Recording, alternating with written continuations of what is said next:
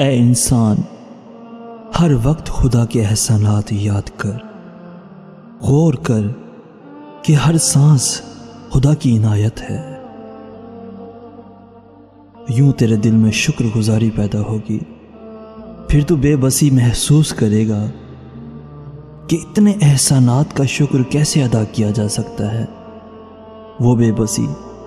वो बेबसी तेरे दिल में मोहब्बत पैदा करेगी। तू सोचेगा कि मालिक ने बगैर किसी गर्ज के तुझे नवाजा, तुझसे मोहब्बत की। तू गौर तो कर कि इतनी बड़ी दुनिया में तू कितना हकीर है। सैकड़ों के मजमे में भी तेरी कोई पहचान नहीं है। कोई तुझ पर दूसरी नजर भी नहीं डालेगा। किसी को भी परवाह नहीं होगी कि तू कौन है, तू क्या है।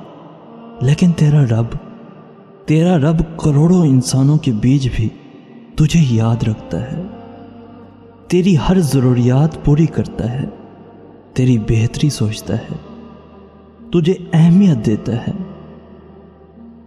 अगर इन सब बातों पर गौर करता रहेगा तो तेरे दिल में खुदा की मोहब्बत पैदा होगी।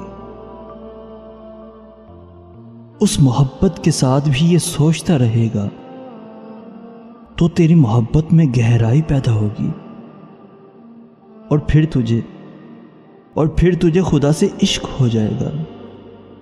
खुदा से इश्क हो जाएगा।